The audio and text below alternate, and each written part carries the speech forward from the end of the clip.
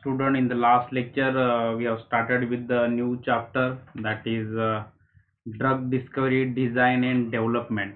Drug discovery, design, and development. So, you know that the drugs are seldom discovered directly, but some drugs have been discovered accidentally while attempting to prepare some other type of compounds. Okay, so a chance of its biological properties might have led to discovery of a new drug. For example, there are very rare drugs or the limited cases which have been discovered directly. Okay, in the last lecture we had learned there are three trials are there uh, before the drug come to the market. Okay, these three trials are phase 1, phase 2, and phase 3. Okay, so in phase 1 what we are doing is that we are evaluating the safety, tolerability, pharmacokinetics properties, and pharmacological effects in 20 to 100 healthy volunteers. Okay, so in phase 1 we are doing this, we are evaluating the safety, tolerability, pharmacokinetic properties, pharmacological effects, and we are doing this on 20 to 100 healthy volunteers. This is about phase 1. Now in phase 2, okay, in phase 2 we are assessing the effectiveness of the drug. We are finding out the effectiveness of drug, and we are determining, or we are finding out its what are the side effects. Okay, and its safety, other safety aspects. Okay, and same this in phase 2 we are doing this on a few hundred patients. So this is our phase 2.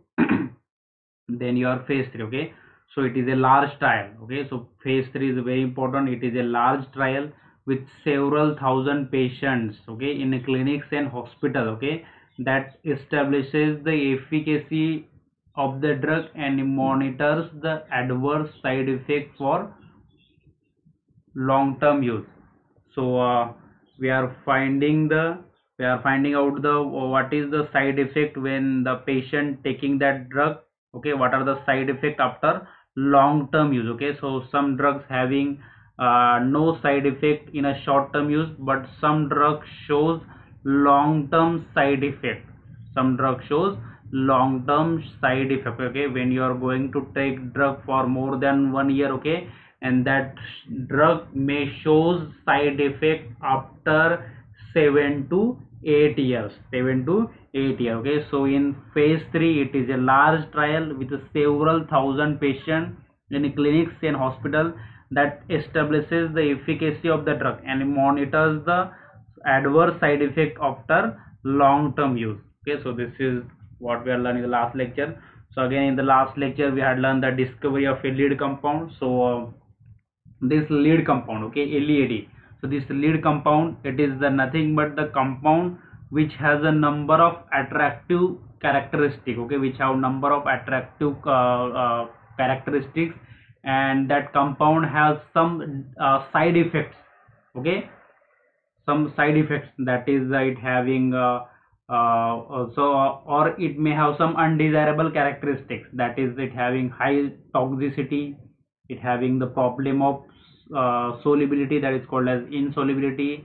Then that lead compound may have absorption difficulties and having other biological activities and metabolic problem. Okay, this is the structure of your okay, valium. Okay, this librium, okay, this valium, it is the what modified form of lead compound. Okay, once librium was discovered as a tranquilizer. Okay, so librium, it is the lead compound and it was discovered as a tranquilizer, and it becomes the lead compound for second generation analog. So this valium is a second generation analog of librium. Okay, thus this valium, okay, this valium which was devised or derived from your librium. Okay, it is almost 10 time, it is almost 10 time more potent. Okay, it is almost more 10 time more potent or more effective than the lead compound. Okay, similarly, after the elucidation of the earliest penicillin, okay, the many derivatives of penicillin were prepared as an antibacterial. So this is about a lead compound.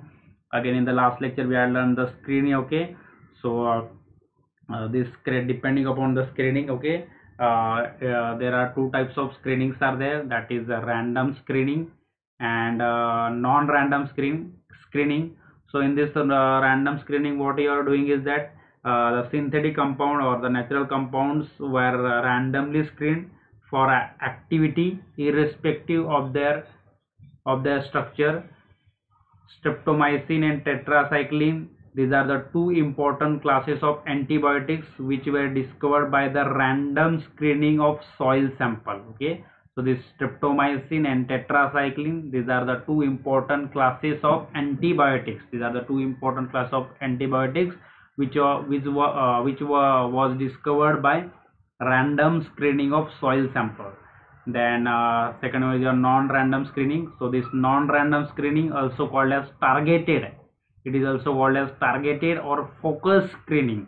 Non-random screening, it is also called as targeted or focus screening. Okay, and it is more narrow than your random screening. It having more narrow approach than the random screening, and in this case the compound having vague resemblance of weakly active compounds uncovered in a random screening, or the compound containing different functional group than the lead compound may be tested selectively. Okay, so in this compound, okay, in this case what you are doing, that the compound having the resemblance or that having weakly active compound, or they are uncovered in a random screening, or the compound containing different functional groups than the lead compound may be tested selectively. Okay, so the random screening, it is found to be more economical.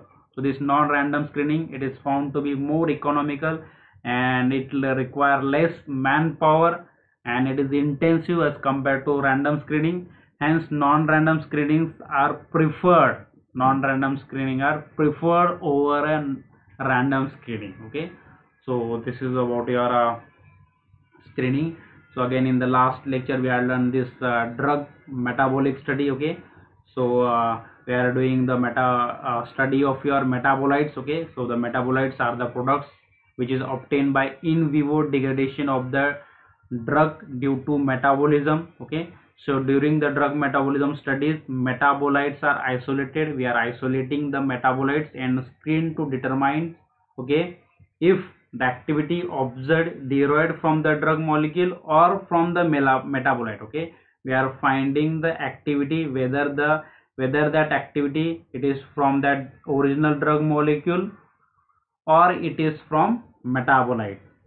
Okay, so in drug metabolic study we are what we are finding, whether the desired activity is from the drug molecule or it is from that metabolite. Okay, so for example, anti-inflammatory drug, that is this Sulindac, it is also called as Clinoril. It is not a active agent. Okay, so this Sulindac, it is not an active agent, but its metabolic reduction product, that is this one. Okay, after reduction of this as double bond. Okay, so this is the simple reduction, removal of oxygen. Okay, this metabolic product having anti-inflammatory activity, not a original drug. Okay, so this is about drug metabolic studies. Same for this your terfendicyl HCl. Okay, so the next point that we had learned in the last lecture, that is clinical observation. Okay, so so what the sometimes the drug compound may exhibit the more than one pharmacological activity during the clinical trials, and that may have side effects. So let's take example of this. Okay, in 1947, okay, in 1947, this an antihistamine, that is dimenhydrinate, this dimenhydrinate, okay, it was tested for allergy at clinics Johns Hopkins University, Johns Hopkins University, and it was also found to be effective in relieving the patient who suffered from sickness, car sickness, and further study proved that this drug is effective in the treatment of seasickness and air sickness. Okay, so then this drug become most widely used drug for the treatment of all types of sickness. Okay, first it was tested for allergy, then it was tested for car sickness, then sea sickness, then air sickness. Now then after this clinical observation, this drug become most widely used drug for the treatment of all types of sickness. Now so this is your today's point. Today I'm going to teach you this Lipkin's rule. Okay, Lipinski rule. It is a Lipinski rule of 5, or it is also called as RO5. It is also called as RO5, and sometimes it is called as Pfizer rule of 5. Pfizer rule of 5 or rule of 5. Okay, so this Lipinski rule or rule of 5 was formulated by Christopher A. Lipinski.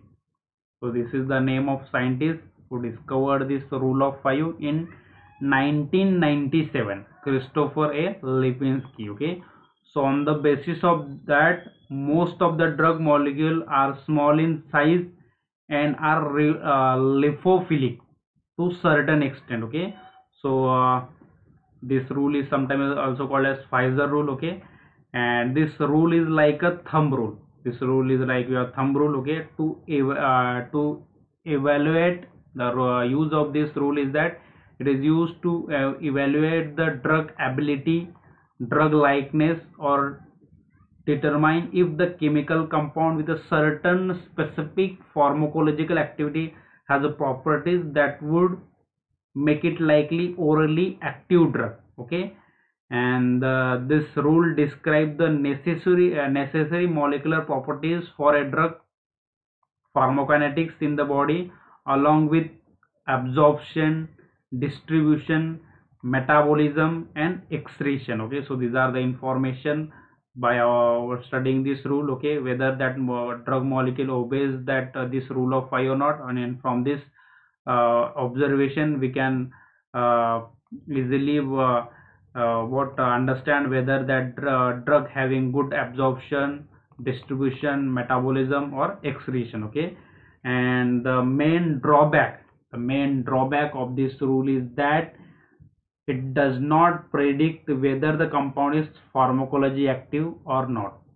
Okay, it does not give you the information about the pharmacological activity or not. Okay, whether that your drug is having pharmacology or not. This is the one of the main drawback of this rule of 5 or RO5. It is also called as Pfizer rule of 5. Okay, so the molecule with conform to the RO5 tend to have lower rejection rates during the chemical trials and have a chance of being accepted. Okay, so the drug which having this, which obeys this rule of 5, that drug having lower chance of rejection. Okay, and it having higher, greater, or you can say that higher chance of acceptance of that drug. Okay, so this rule stated that state in general it is a orally active drug and should not violate the more than one of the following criteria. Okay, so the first one is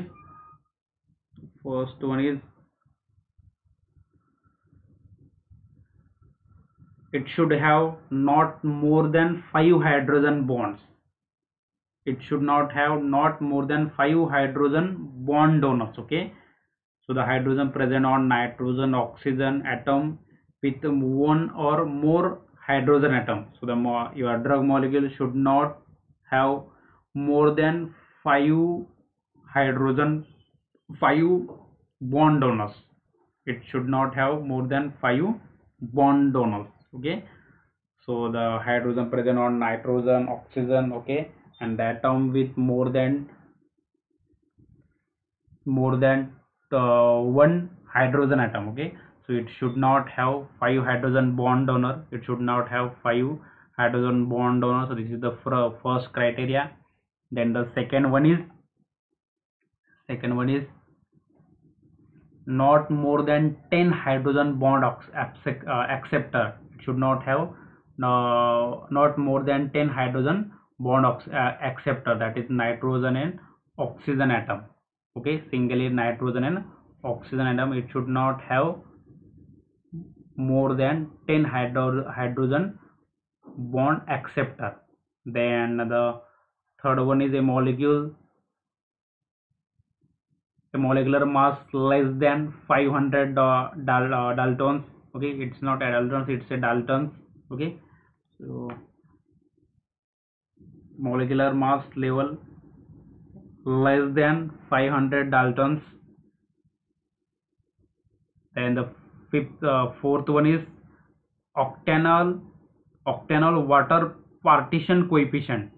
Octanol water partition coefficient log of P not greater than 5. Octanol, its octanol water coefficient should not be greater than 5. Okay, so since this all numbers are multiple of 5, then the rule of came to know that rule of 5. So that's why this rule is called as a rule of 5. Okay, then this is the extension of this rule of 5 were suggested. So these are the extension of R05 were suggested, that is partition coefficient log of P is in between -0.4 to 5.6, that is octanol water partition coefficient should not be greater than this. Okay, it is in the range -0.4 to 5.6. Molar refractivity from 40 to 130, it should have molar refractivity from 40 to 130. Then molecular weight, it should have molecular weight in the range from 108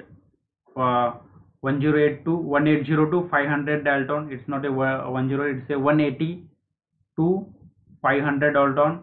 Okay, so the weight of that drug should be in the range of 180 to 500 daltons. Then the number of atom from 20 to 70 includes hydrogen bond donors and hydrogen bond acceptor. Okay, so it is in the range of whether that atom may be donor or acceptor, it is in the range of 20 to 70. Polar surface area should not be greater than 140 angstrom.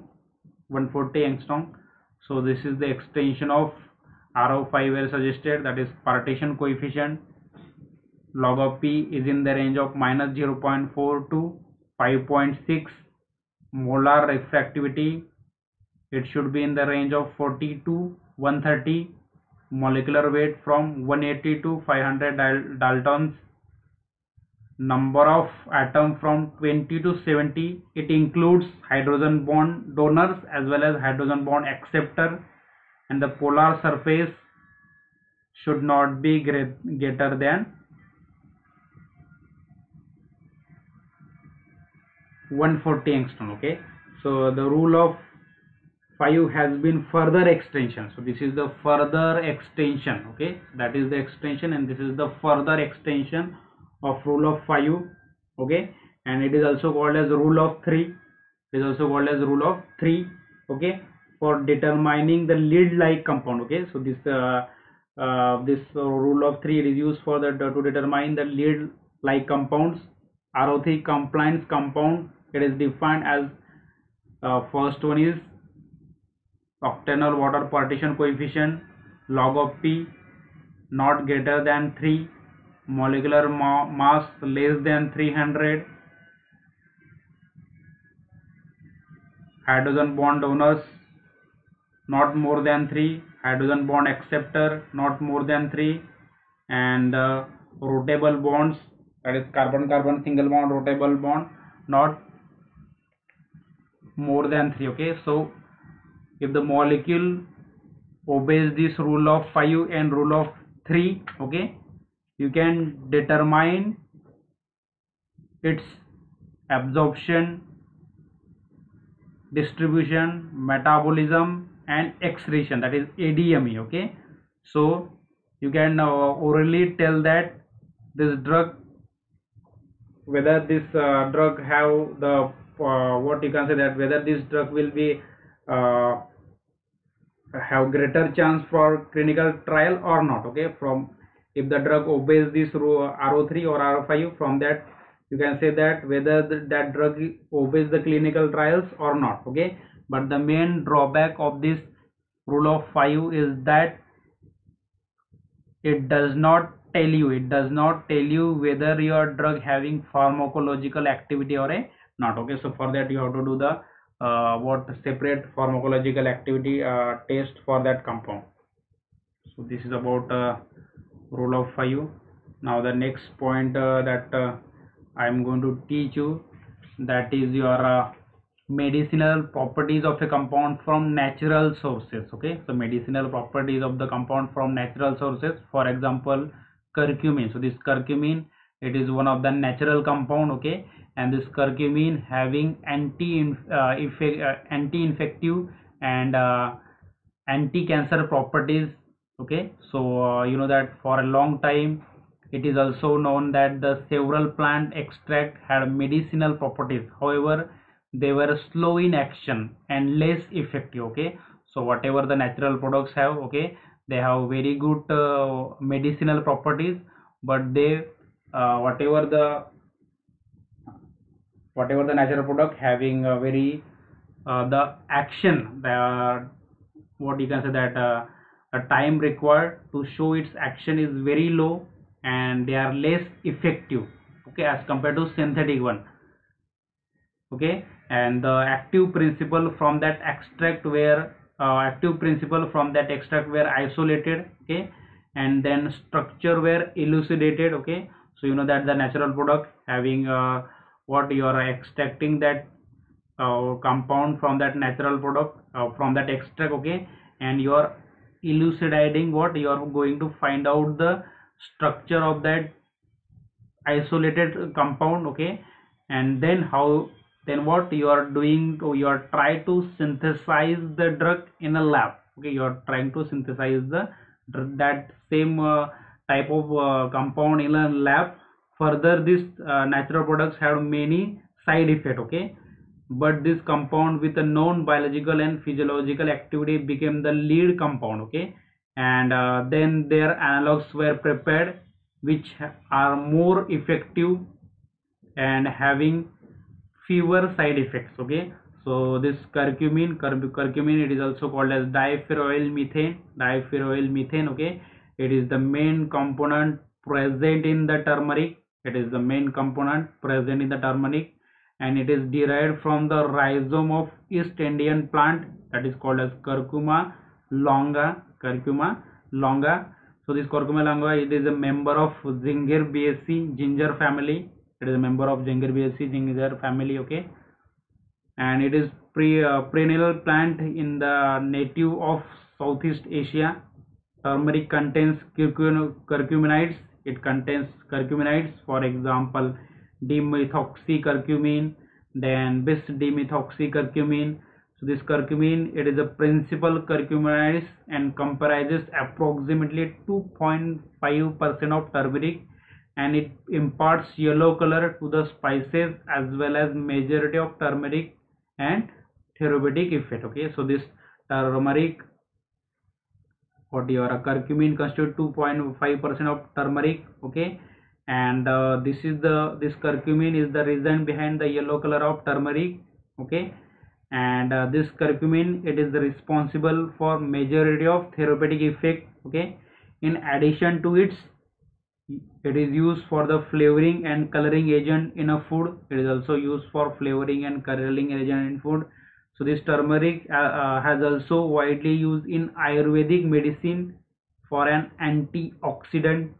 Okay, so this turmeric is widely used in Ayurvedic as an antioxidant, antiseptic, analgesic, anti-malarial, anti-inflammatory properties. And this curcumin has consumed as a dietary constituent or a dietary supplement for centuries, and it is considered as a pharmacologically safe. Okay, now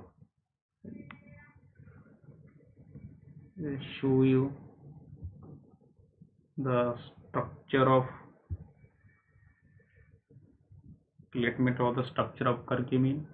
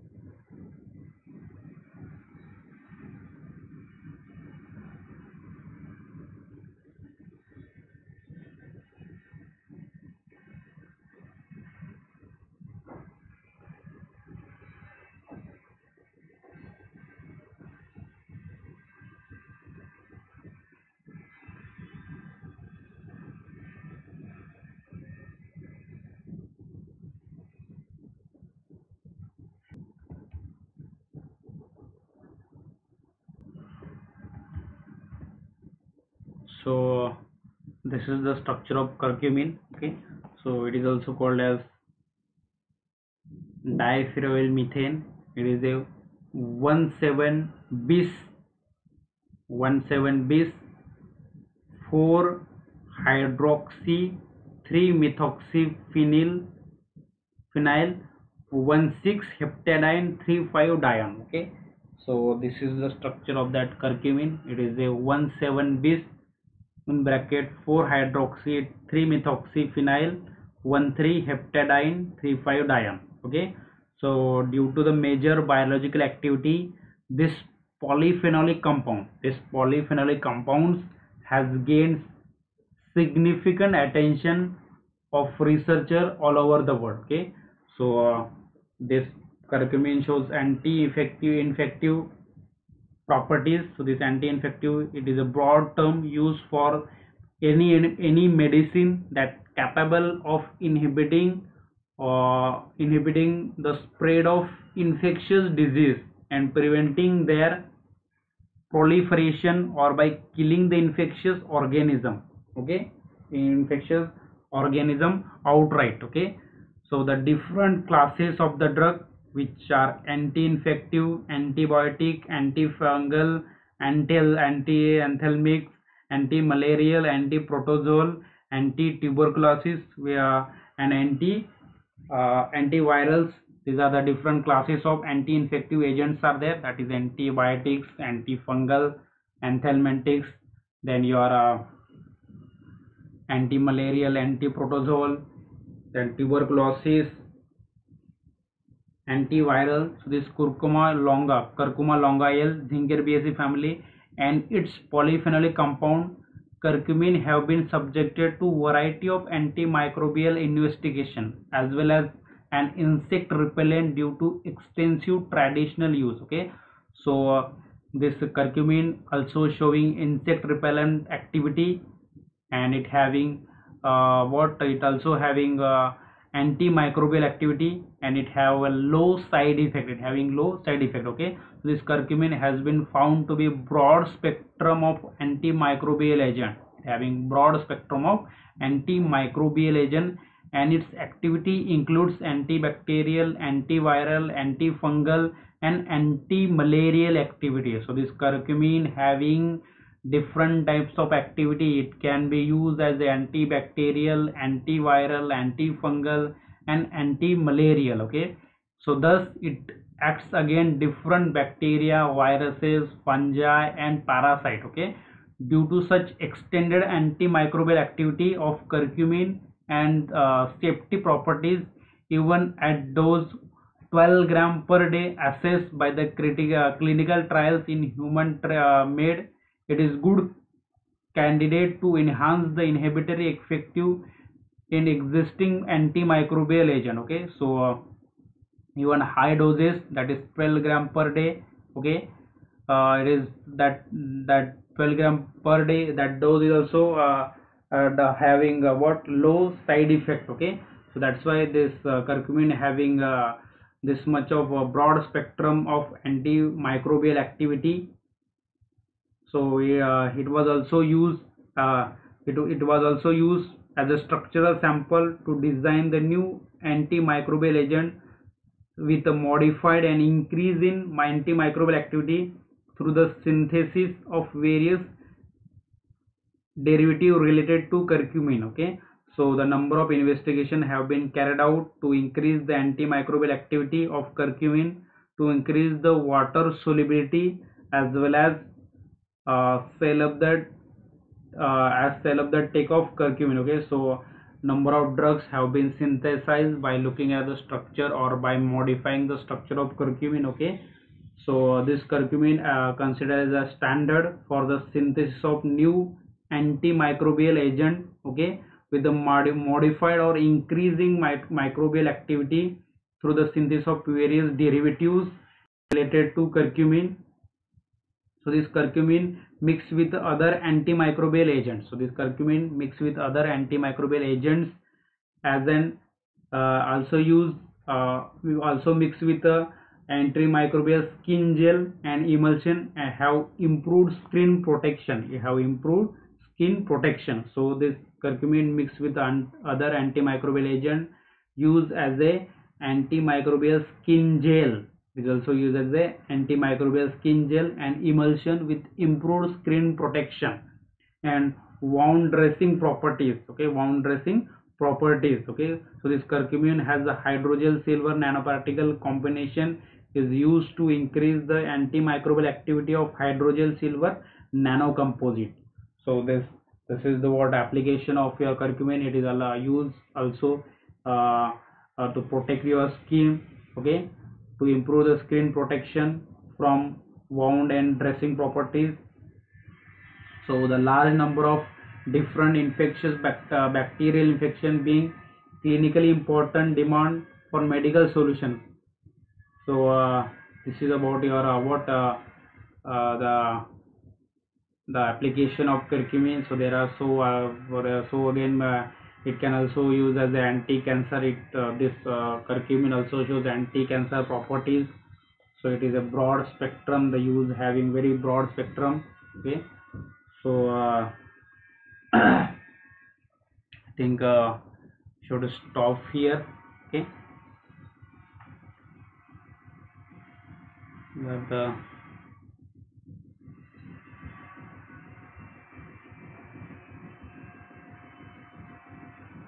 the next remaining part will complete in the next lecture. Hmm? So any difficulties regarding this?